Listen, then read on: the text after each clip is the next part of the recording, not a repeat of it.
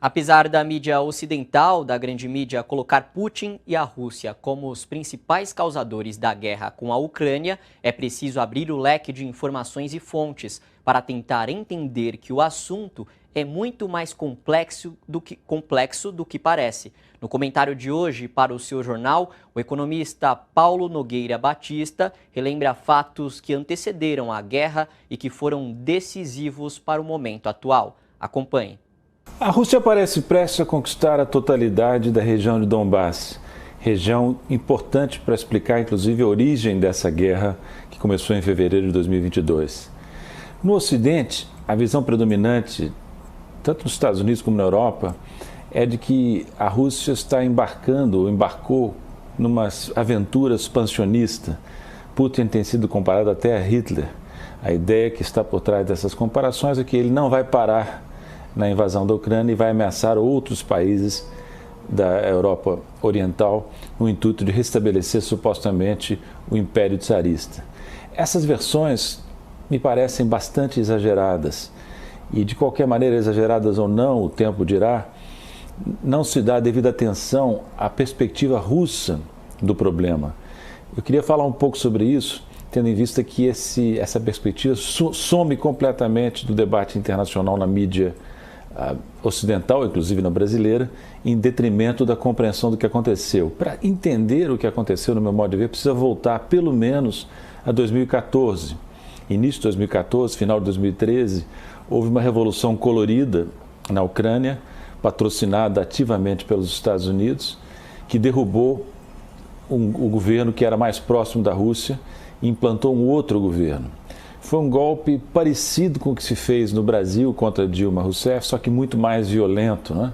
Porque participaram dessa rebelião, dessa revolução colorida, milícias de extrema-direita que atuaram com bastante violência nos episódios que se configuraram na época. O que fez o governo que resultou do golpe em 2014? A primeira decisão legislativa foi suprimir o status de língua oficial para o russo. Essa decisão pronunciou uma atitude muito hostil em relação à grande minoria russófona da Ucrânia e levou a uma rebelião em várias províncias, em Odessa, por exemplo, em Kharkov e também na região de Donbass, em Luhansk e Donetsk. Houve uma repressão violenta por parte do governo ucraniano, que foi bem sucedida em Odessa e Kharkov, mas não foi bem sucedida na região do Donbass.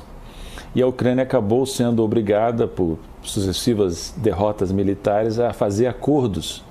Os acordos de Minsk de 2014, 2015, que eram acordos, vejam bem, não para garantir a independência da região do Donbass, de Luhansk e Donetsk, mas sim de conseguir uma convivência com autonomia para essas províncias dentro da Ucrânia.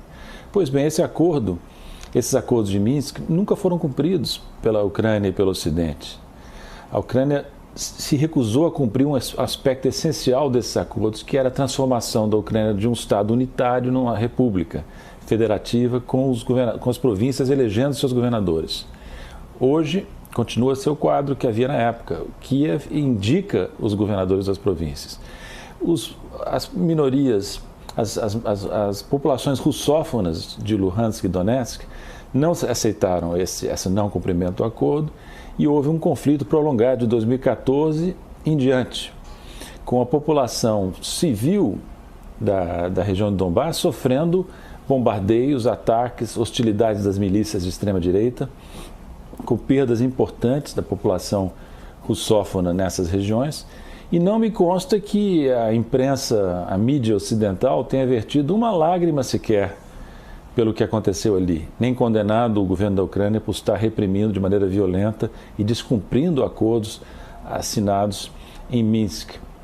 Pois bem, nenhuma lágrima de crocodilo foi vertida, a situação foi piorando e, segundo informações a serem confirmadas, houve uma intensificação dos ataques ucranianos à região de Donbass nos meses que antecederam o começo da guerra.